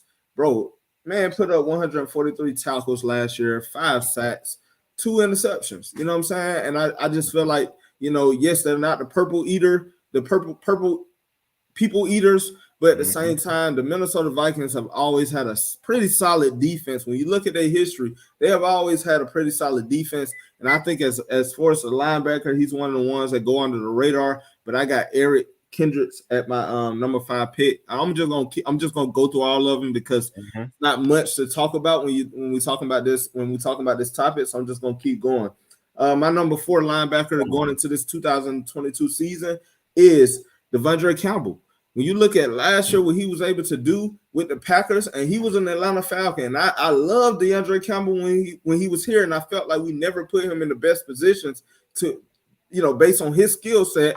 And we had Deion Jones. I think a lot of times he kind of flew under the radar, but when he got with them Packers, man, I mean, he did his thing. Last year he had 2 sacks, 2 interceptions, 146 tackles, a tackling machine. So Devondre Campbell is my number 4. My number 3 is Rokon Smith out of Chicago. Because they haven't had the seasons, a lot of times it's easy for him to go under the radar. And he a Georgia boy, so I got to show my Georgia Cats some love. But 2021 season, he played all 16 games, 3 sacks, 1 interception, 163 tackles. You know what I'm saying? Stop playing and pay that man. Pay that man. And if you want to pay him, let him come to Atlanta because he want to come to Atlanta. I will welcome him with open arms. With open arms. But yeah, definitely pay that man. Number 2 is another Falcon, a former Falcon, 4-year Rokon. When you look at the numbers that he put up last year, I mean, he was a tackling machine, 192 tackles, and that's with Deion Jones on the field. 2 sacks and 3 interceptions. Come on, man! Like one of the best linebackers last year. The Falcons couldn't hold on to him because of pay reasons. We didn't have the money, but at the same time, he's with the Jacksonville Jaguars. I feel like he should still have a solid season, especially with that defensive front. But at the same time, I think 4-year Rokon is one of the underrated tight ends going into this 2022 season.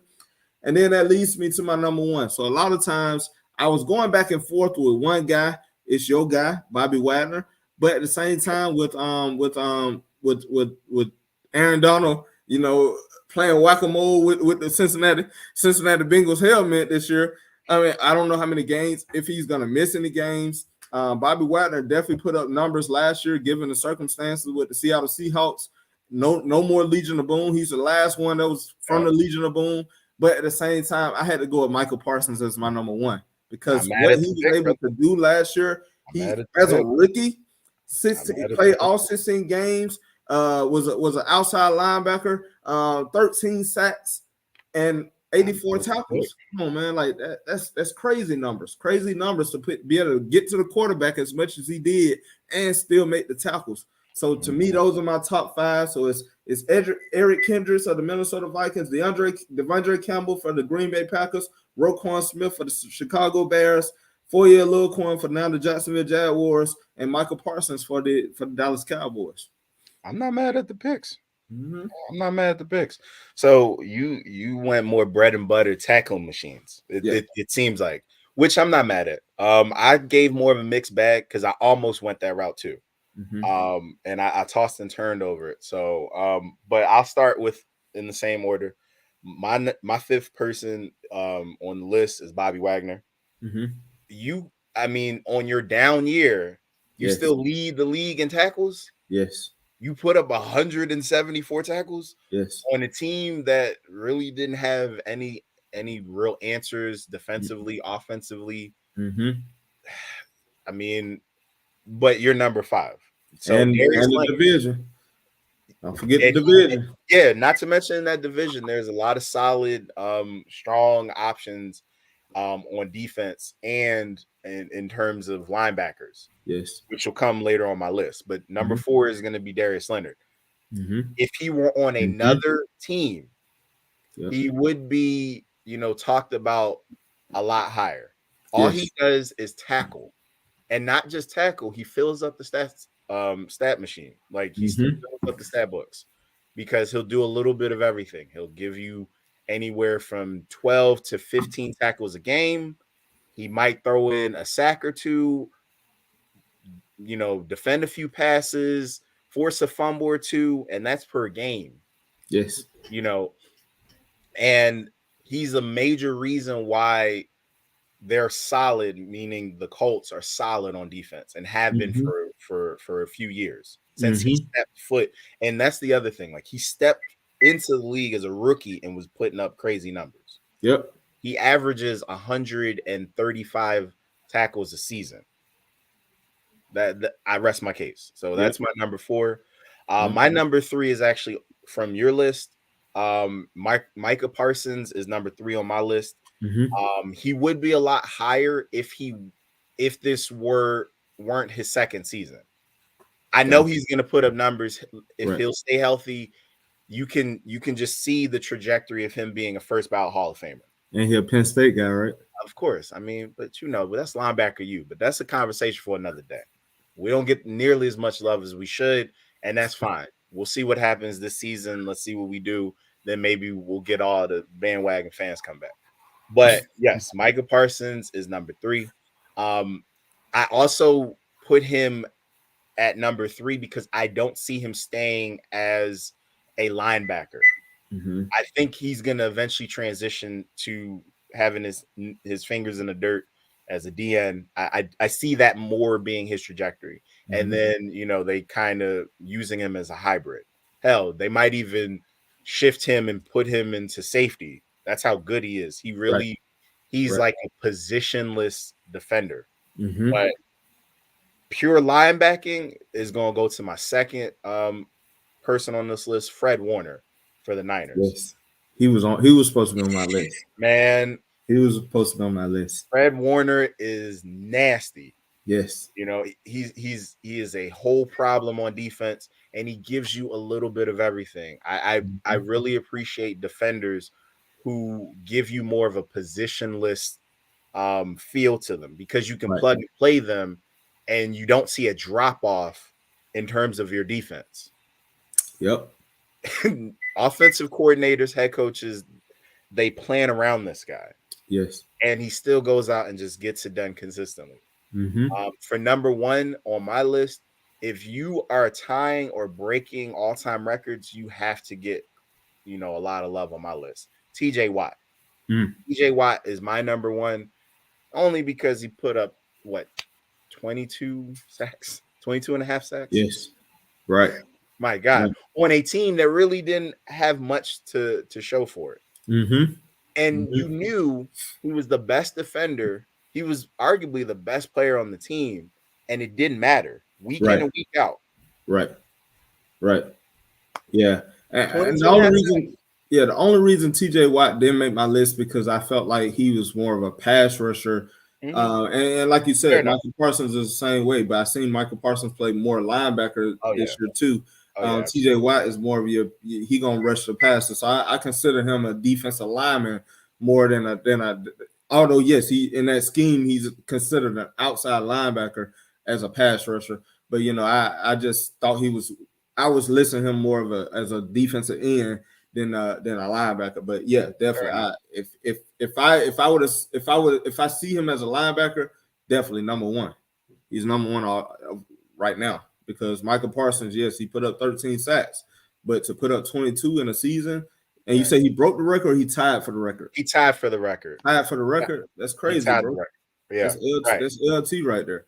Right. It's a white LT right now. Okay. Nasty. Yeah. So we're gonna go ahead. Them some solid linebackers. I definitely like this linebacker core that's going in, so I can't wait to see. But we're gonna go ahead and get to these top 5 quarterbacks. You want to start it off, or you want me to start it off? I'll start it off. Okay. All right. So number 5, I went home with it. Matthew Stafford. I have him in the number 5 slot because he had a lot of interceptions toward the latter half, but he put up some crazy numbers in his first season with the reigning Super Bowl champion Rams. He put up 4,886 passing yards with 41 touchdowns and 17 interceptions. And he had a completion percentage of 67.2. Before he dropped off the cliff in the last 3 or 4 games of the season, he was considered a strong front runner for MVP. And the thing that I like about him going into the season, you kind of knew he had to force feed it to Cooper Kupp. Now, granted, he ended up getting OBJ towards the latter half of that season, but you still knew the offense was straight up and down through Cooper Kupp because they didn't really have a top tier running game. Cam Akers was out for virtually the entire season. Sony Michel did his thing, filling in, and they had a solid offense mainly because of Stafford's connection to Cooper Kupp. Going into this year, his number 2 is Allen Robinson. Yes. Which on a lot of other teams would be their number 1. Mm-hmm. I rest my case. So that's my number 5. Number 4 is the reigning NFL MVP, Aaron Rodgers. I mean, he's arguably the greatest physical specimen at quarterback this game has ever seen, not named Patrick Mahomes. And I do think that he will continue to put up crazy numbers, but I do expect a little bit more of a drop-off because he will not have Devontae Adams there. So you can't it's harder, in my opinion, as a quarterback, especially when you're a top-tier quarterback and you're used to having a top-tier option, it's harder for you to put up those super, crazy numbers because you're going to have to spread the wealth. Because there's not going to be a guy that will command the double teams. Right. So that's my number 4. Number 3 is the GOAT of all GOATs, Tom Brady. I mean, what did this man do? He led the league in passing yards at the age of 44. And now he's coming back for another season. Last I checked, they still have Mike Evans. Mike Evans. Another Penn State grad is coming back. Chris Godwin. And now he's granted he's coming off an injury, but he doesn't have to force himself to be the number 1 option when you have Mike Evans, and now you have Julio Jones, which is probably your 3rd or 4th option. Russell Gage is over there. And they have tight ends. They have an offense. So I expect him to put up crazy numbers again. Patrick Mahomes is my number 2. I rest my case. And Josh Allen is my number 1. There's not much that needs to be said about these two. I expect those two to be the starting quarterbacks for the AFC Championship again. Well, not again, but I expect them, instead of meeting each other in the divisional round, I do expect both of those teams to somehow make it to the AFC Championship. And I'm not sure who's going to get out of the AFC, but I like my chances with those two representing the AFC Championship game. Solid list, man. Solid list. Can't argue against that one. But few of them on my list, few of them not. So I'm going to go ahead and, kick it off. Number 5, last video, I didn't give him a lot of praise. I think I slandered him more than I actually gave him praise last video. But Justin Herbert put up 5,000 yards last year. And that was his second year. The first year, he put up tremendous numbers when nobody expected him to be the type of quarterback he was. In that draft, everybody just considered him an automatic bust. I think in that draft, it was I want to say, it wasn't Trevor Lawrence. What year was that? Was it with Tua Tagovailoa and Joe Burrow? I believe he was with Tua. Tua Tagovailoa, Joe Burrow, and all them. I think he went like What? Hold on. What year was that? Because it was a lot of quarterbacks in that. Well, he was number 6 in the 2020 draft. So it was 2 seasons ago. Yeah, I'm trying to remember who was in that draft though. So in that draft, you had Joe Burrow, you had Tua. You were right. I remember that. He was the third quarterback selected. Third quarterback taken, and everybody was just like, "Oh, he sucked." He you know what I'm saying? And rookie season came out and put up numbers. And then now last season, he went under the radar too, because I didn't even notice that he put up this many yards, man. 5,014 yards in the passing game, 38 touchdowns, 15 interceptions. Dude, it's the real deal, bro. And he coming in with now you done extended Mike Williams. You still have Keenan Allen.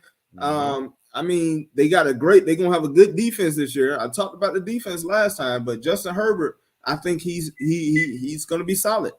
Number 4, I gotta sneak my guy in here. Like I said, Matt Ryan, because I know what he's going into. I know he's gonna put up numbers, even when he didn't have the talent that he got now. He got a great offensive line, if not one of the best offensive line in the NFL. So they gonna give him some time to throw the ball. You give Matt Ryan time, I guarantee you see the results. You got Jonathan Taylor in the backfield, so now the attention goes to Jonathan Taylor. But then he has some outside receivers, Michael Pittman Jr. The list goes on. I told you. And then he has a solid, not great tight end, but he never needed a great tight end. He just needed a guy that's gonna get open. That's all he needs, and he'll make him into a 1,000-yard receiver. And so I feel like that Matt Ryan with this team will put up numbers that probably will get you back to his MVP season that he had in 2016, because that was actually the time that he had a solid run game, of course, some good receivers on the outside, a solid tight end, and an offensive line that could block for him. So I definitely feel like Matt Ryan will have a good season going into this 2022 season. Of course, I got Aaron Rodgers at number 3 because we just know what Aaron Rodgers does. I mean, yes, he don't have the solid number 1 receiver no more, but at the same time, if anybody can make anything, he the one who can take anything in your cabinet and make a gourmet meal with that thing. So I never bet against Aaron Rodgers because he won an MVP where he's like 2-time MVP now, back to back. 3-time, so, yeah. 3-time MVP back to back. Yeah, Well, he's a 3-time MVP, but not back to back, right? Yeah, he's back to back MVP. He's back to back, but not 3. He's the 3-time MVP back to back. But he was 2-time back to back. Yeah, 2-time back to back. Come on, man. Like, I mean, that's awesome, bro. And it ain't like Devontae Adams was like there every game, because there was a time Devontae Adams got hurt. And also the year before that, Devontae Adams was out and he was working with Valdez Scantling, and so like at the end of the day, man, like you can't count him out. Patrick Mahomes. He just the guy, bro. Like, I I don't think he has the talent around him that he had before. You know how I feel about Juju Smith-Schuster, and maybe we'll get to them when we talk about the top 5 receivers. Or I'm pretty sure there's a way we're gonna get to my thoughts on Juju. But at the same time, you lose Tyreek Hill, and now you're left with Juju being your number 1. We already seen what he did in Pittsburgh. He never was that number 1.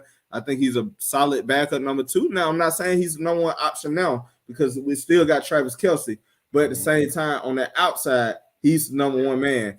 And I got to see it to believe it. But I know what Patrick Mahomes gonna give me. His down year is still a MVP season for anybody else.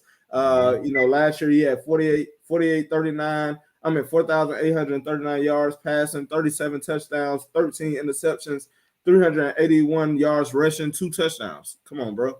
Like, that's huge. That's huge.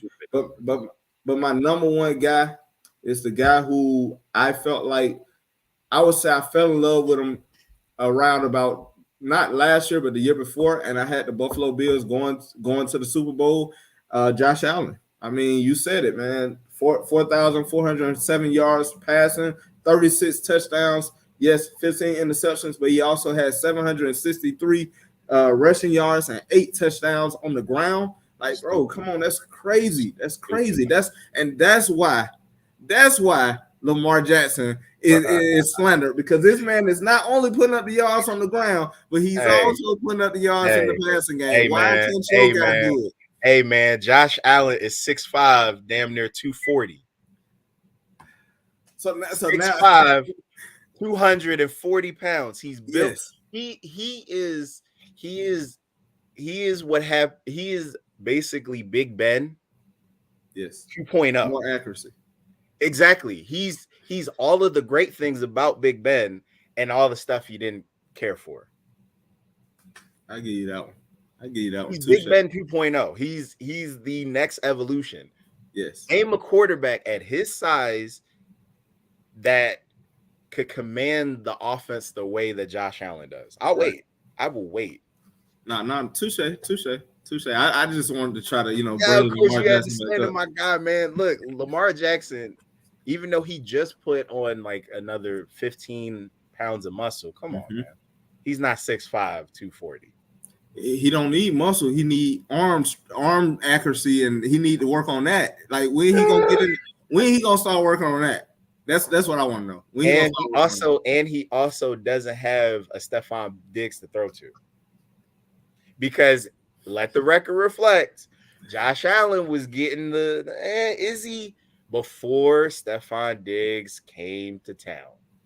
Yeah, but before Stephon Diggs, he really didn't have nobody. Right. And that was when people were like, is he not? People, there were whispers. There were whispers that maybe he's not the guy. And so Marquise Brown not that guy? I'm not saying that he's not. Because I'm Lamar had him. I'm just saying oh boy. I don't He know. had him. He had him. That's all I'm saying. He had him. Hollywood Brown is a solid number 2 option. He's a deep threat option. Oh, now he had number 2. He is. I never, me personally, have never considered Hollywood Brown the number 1 option or number 1 wideout. And I don't know too many circles of individuals who did. If you do, please point them out to me, because I need to make sure that people not out here, abusing alcohol and other substances, because we don't condone that kind of stuff. If you're gonna drink responsibly. Drink responsibly. Yeah. Indulge responsibly, especially if you out on this road. But what I'm saying is, you can't compare the two. And I understand the slander, but lay off my guy. Yeah, I'm just saying. 6'5", 240. I'm just saying, I see this man putting up numbers and yards on the run game. Because he's 6'5" and 240. For some reason, this guy who... And he had Brian Daboll. Let's see what he does without Brian Daboll in his headset this year. So now you saying because the coach is in his headset, that's what made him great? You can slander your guy. I'm gonna slander. So why is he number 1 on your list if you saying, well, he had this guy in his ear? Because I can't deny the stats. He's put up the stats the last 2 years, but I was concerned about putting him number 1 over, in my opinion, the best quarterback in the league. But I still think he's set up better than Mahomes is set up. Right. That division, that offense, and just top to bottom, the entire team. I think Mahomes is going to have a harder time getting out of the AFC West than Josh Allen is going to have getting out of the AFC East. But I still think when it comes to the playoffs, Mahomes and company will figure out a way to get to the AFC Championship. I don't know if they'll win it if they go against the Bills, but I do like their chances more so than anybody else in the AFC. And again, we're talking about the Bills. They also got some good options. Like, they got OJ Howard in the offseason. They did. That's a solid option, and he's not even a top threat in that offense. And then they have Kevin Knox already last year. Right, exactly. So, and then you go out and get a Von Miller when you already have Micah Hyde and the Bills going for it. The Bills said we in position. Let's go for all the chips at the front of the table. Whereas I feel like the Chiefs are playing a little more conservative. They're, you know what I mean. Which brings me to another point. The Bills are going for it because they recognize that they have a quarterback that can get them over the hump. Why aren't the Ravens going for it? Because the Ravens feel like they already have enough. Because they feel like, historically speaking, because a team like the Ravens have already won Super Bowls without having a marquee, quote unquote, like top 3 quarterback. But you had a top 1 defense. And so they're thinking, okay, we are bringing back all of our star players who were injured. We're getting them all back. We're getting another year of Lamar at his peak. We're going to have a solid overall run-centric offense in the AFC North. Hey, we don't have to necessarily put all our chips to the table to end up in the same place. Plus, historically speaking, their strength is also their weakness. They're not a push all your chips to the table type of franchise. They're not boom or bust. They're not willing to mortgage the farm for a championship because they're thinking sustainability. They're thinking, hey, how can we continuously compete, not just this year, but for the next 15 years? That's how they run their franchise. And historically speaking, it makes sense because they have 2 championships in the past 20 some odd years when some franchises have none, not even an appearance. Mm-hmm. And they're one of the youngest NFL franchises. So that's your answer. But if your guy is that guy that you say he is, the team should be saying, you know what? F what we've been doing. We got the guy that could take us to a Super Bowl, so we need to bring in some solid help to get us over that hump. Because when you was doing that, you luckily got Ray Lewis. You know what I'm saying? You had the talent on the defensive side of the ball, and so like you could say, hey, we don't have to do that. We got a defense that's going to protect us, that's going to get us to the promised land. But why can't they say, you know what? We got the guy that's going to help us get to the promised land, and he may be the Moses. He may not get to see us he may not get to see the promised land, but he can definitely get us there. Let's bring in some players that can get us to the promised land and actually get whatever God has for us. Why can't they do that for your guy, but they doing it for everybody else? Why is not everybody is in this position? And let the record reflect. There are only a handful of teams that are in the position to potentially put chips to the front of the table. And the Ravens are historically a franchise that won't do that. That's out. It's like you want them to be a Ferrari when they're more of a BMW.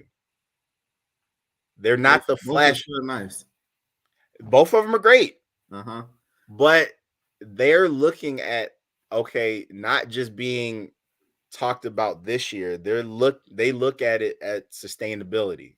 Whereas a team like the Bills, historically speaking, will say, hey, we're so starved for playoff success and a championship, we will mortgage the farm.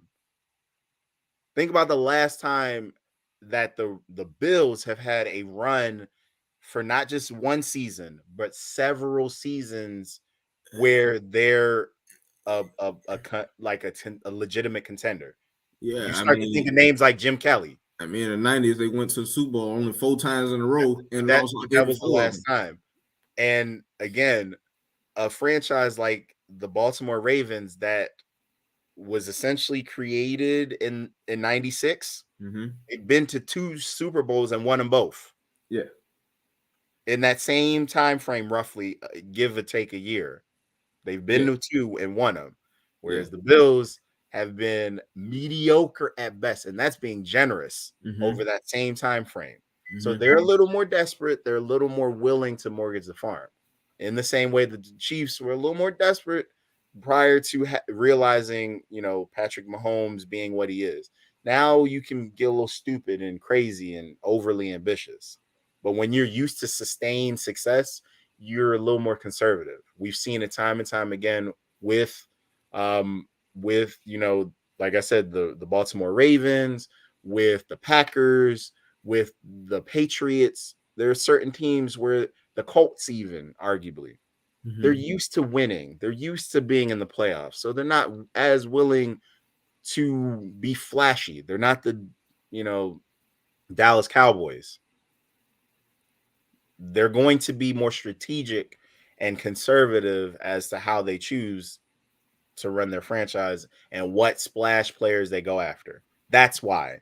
It's not because of Lamar. It's because of the way the franchise is run. And you will stop slandering my guy like this, man. If your guy who he say he is, then I think the Baltimore Ravens should won a Super Bowl, and especially when you done gave this man all this money.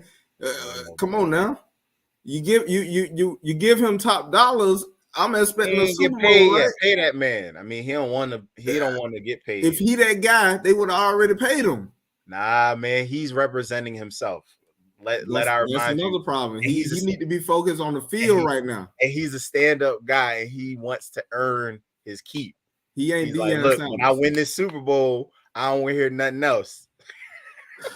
He think he Deion Sanders. You're not Deion Sanders. You're Lamar Jackson.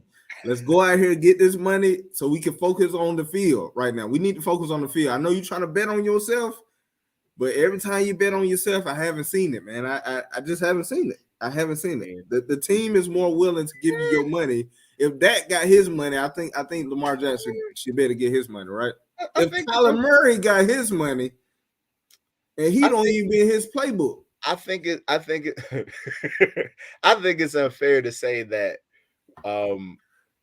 Lamar hasn't bet on himself and has been successful, because think about it this way: when he was coming out of college, they wanted to change his position, right? Yeah, definitely. And he said, "No, I'm a quarterback." Mm-hmm.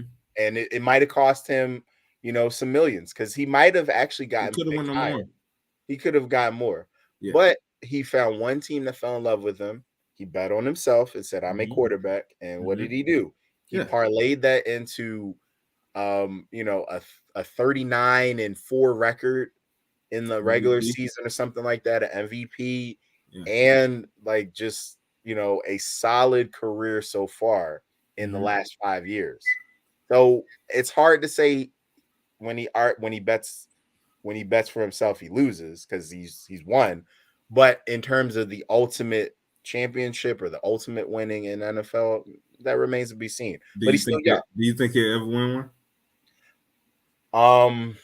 I think it's possible because of the franchise, because they've done more with less. All he needs to do is get hot once. He got hot in the MVP season.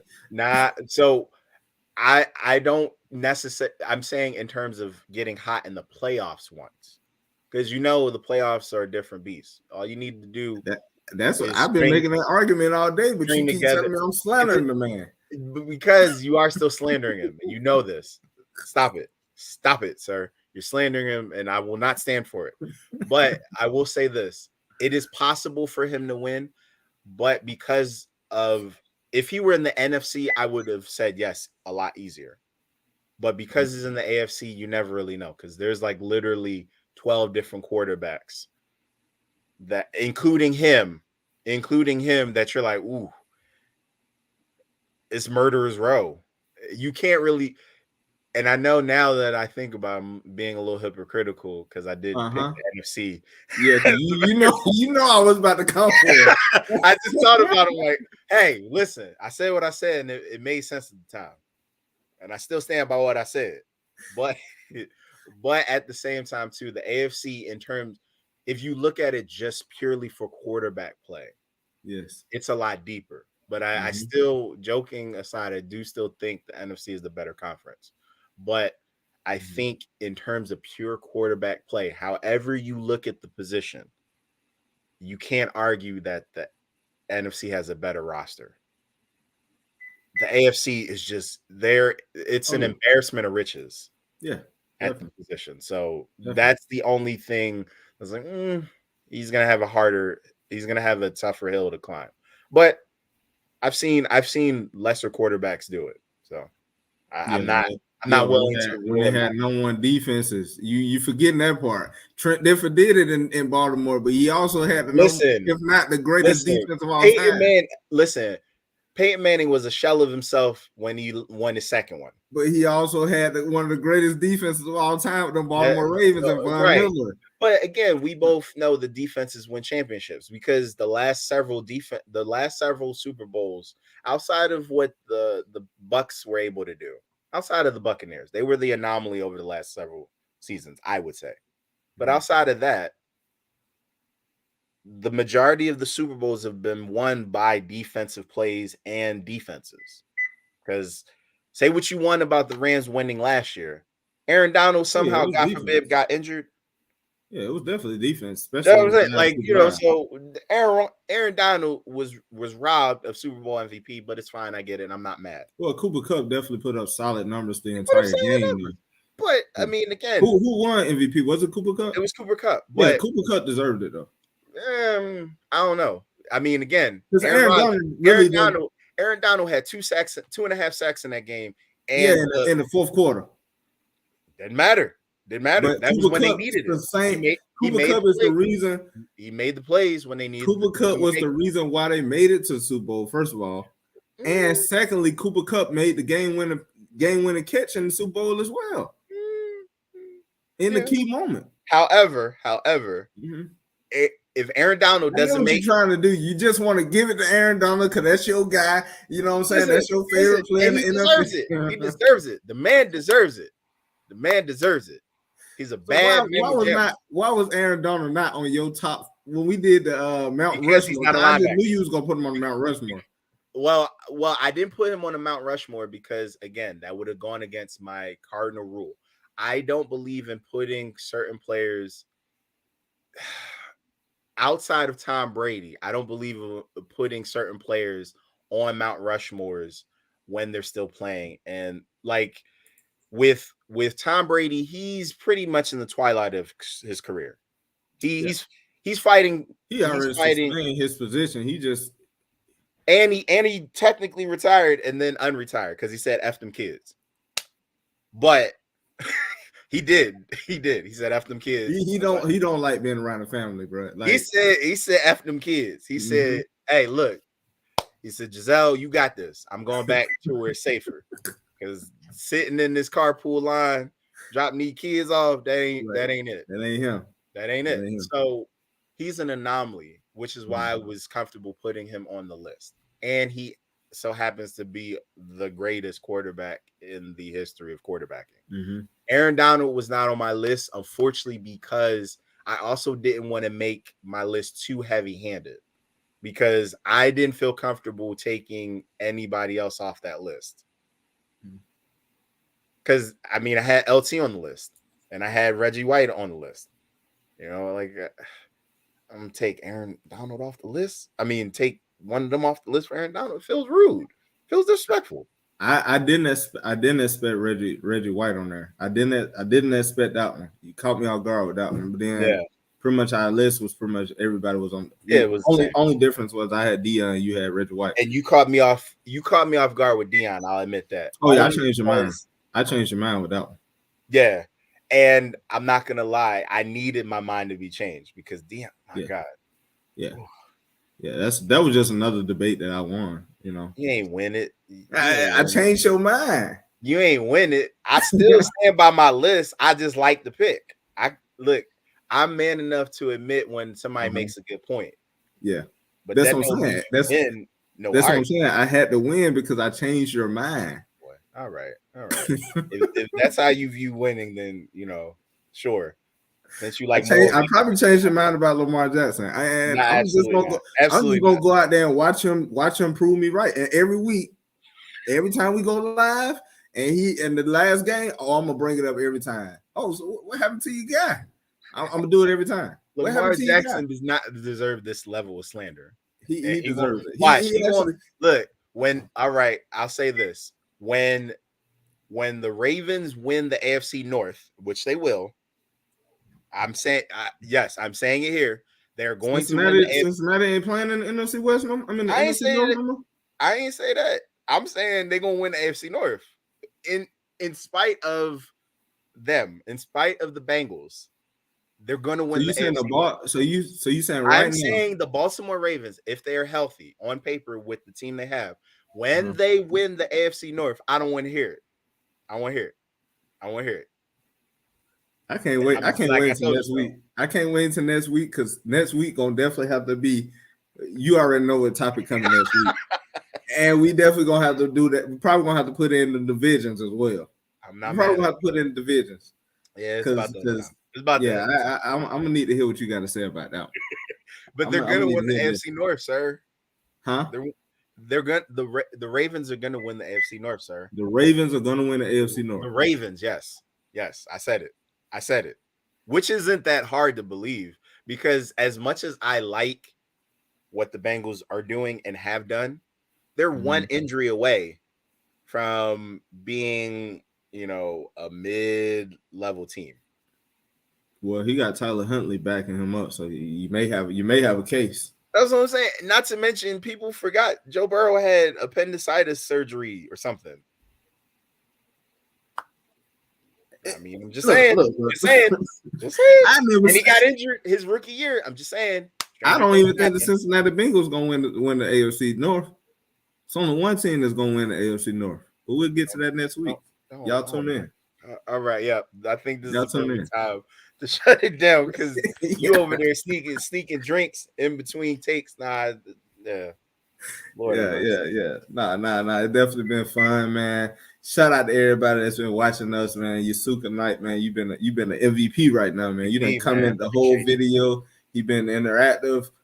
He done laughed. He done enjoyed this stuff. So man, hey, we appreciate the support. Definitely catch us live every Saturday, man. No Huddle with Jeramy Hassan. Debate these topics. Next week is gonna be a good one. We already know what the topics are, so we just gonna get the studying. Definitely thank y'all for tuning in every Saturday, man. Catching us live at 1. It should be 1 o'clock next week, but we need to make any changes. We'll let y'all know ahead of time. Definitely go on YouTube right now. If you hear me right now, you're not subscribed to the channel, man. Go to YouTube right now. Go to Fan of Atlanta 365. And hit the subscribe button, man. Share, like these videos, comment if you got something to say, because we always gonna comment back. Don't forget, man, tell everybody, tell your mama, tell your dad, tell your sister, tell your brother, tell your dog, tell your cat, tell your snake, tell your rat, and throw in your pet hamster if you have one, man. It's been another episode of No Huddle with your boy Jeramy and your guy Hassan, man. I'm gonna let my guy take us out, man. Hey, it's been real. All right, y'all. We appreciate the love and support, man. Next week we're gonna bring some heat for you, and I'm gonna prove once again why I'm right. Jeramy, man, safe travels going getting to the Falcon Stadium, man. Suka night, you ain't have to laugh when he said that. I'm just saying, man. He know. But yeah, man, looking forward to it. Everybody have a great week. I'm so excited for the NFL season coming up soon, and we'll be back next week. Yeah. Oh yeah. I'm just hoping that every player stay healthy today. Yeah. Don't go out there and try to do too much, man. Let's just go out here, put some stuff on the field and let's call it into the regular season, man. Yeah. I'm ready to kick this thing off. I'm already in the building, first game of the season with the New Orleans Aints. I'm ready to get busy. So I'm about to go to this game and enjoy it, and we'll see y'all next week. All right. All right, bro. All right.